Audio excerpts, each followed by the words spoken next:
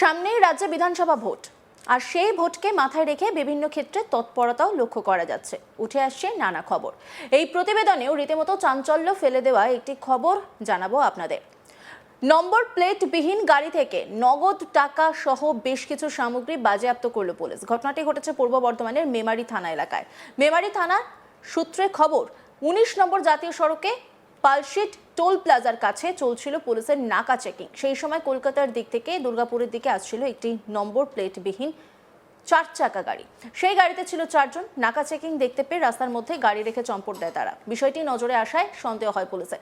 এরপরেই ওই গাড়িতে তল্লাশি চালিয়ে উদ্ধার হয় প্রায় 6,40,000 টাকা, একটি ল্যাপটপ, একটি আইফোন সহ 4টি মোবাইল, একটি ট্যাব, অনেকগুলো ক্রেডিট কার্ড ও ডেবিট কার্ড।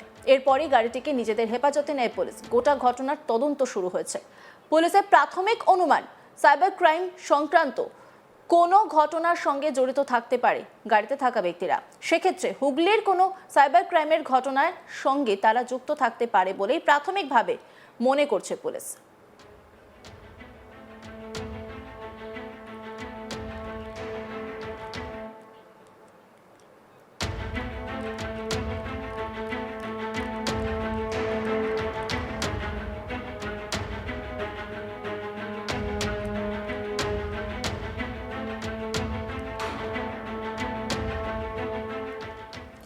সামনে রয়েছে বিধানসভা নির্বাচন, আর সেই ভোটকে মাথায় রেখে বিভিন্ন ক্ষেত্রে তৎপরতাও লক্ষ্য করা যাচ্ছে। বিভিন্ন সময় বিভিন্ন খবর সামনে আসছে। তবে এইবার যে খবর সামনে এলো, যে নম্বর প্লেটবিহীন গাড়ি থেকে নগদ টাকা সহ বেশ কিছু সামগ্রী বাজেয়াপ্ত করেছে পুলিশ। আর ঘটনাটা ঘটেছে পূর্ব বর্ধমানের মেমারি থানা এলাকায়। আর এই গোটা বিষয় নিয়ে একটি রিপোর্ট তুলে ধরেছেন আমার কলিগ সুজাতা মেহরা। দেখব। ১৯ নম্বর জাতীয় সড়কে পালশিট টোল প্লাজার কাছে মেমারি থানার পুলিশ এবং পালশিট যে পুলিশ ফাঁড়ি রয়েছে সেখানকার পুলিশ নাকা চেকিং চালাচ্ছিল।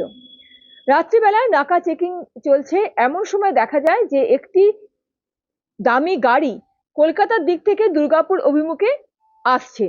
হঠাৎ করেই সেই গাড়ি থেমে যায় এবং গাড়িতে যারা যাত্রী ছিল তারা গাড়ি সেখানে ফেলেই পালিয়ে যায়।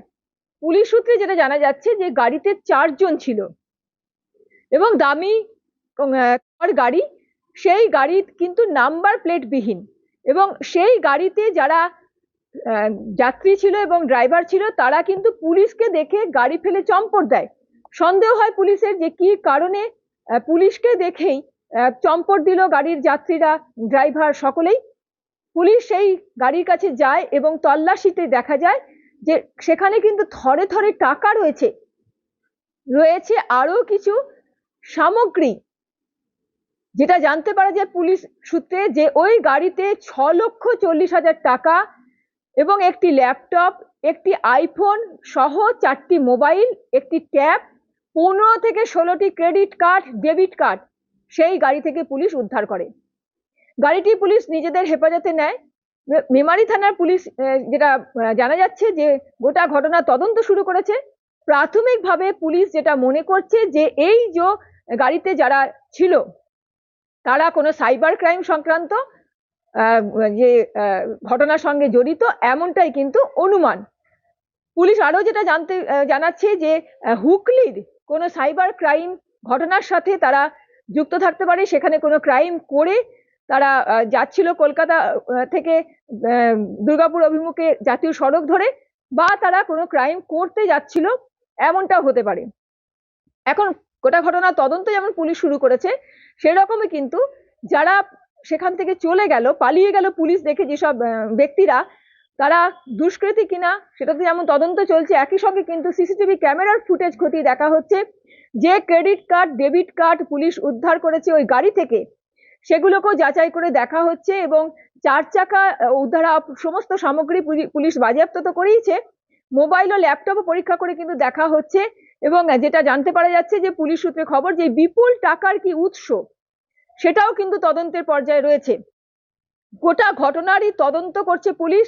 গাড়ির মালিক কে সেটাও কিন্তু তল্লাশি চলছে, এই মুহূর্তে কিন্তু অনুসন্ধান চালাচ্ছে পুলিশ। এমনকি যারা পালিয়ে গেল তাদেরও খোঁজ করছে পুলিশ। পুরো ঘটনা এখন তদন্তের পর্যায়ে রয়েছে। কিন্তু এতগুলো 15 থেকে 16টা credit card, debit card, laptop, tab এই যে সব আনুষঙ্গিক যেসব জিনিসপত্রগুলো ওখান থেকে উদ্ধার হয়েছে সেগুলো কোনো সাইবার ক্রাইমকেই কিন্তু ইঙ্গিত করে। অন্যান্য খবরের আপডেটের জন্য অবশ্যই নজর রাখুন আজ তাক বাংলার ইউটিউব স্ট্রিমিংয়ে। লাইক, কমেন্ট, শেয়ার এবং সাবস্ক্রাইব করতে ভুলবেন না।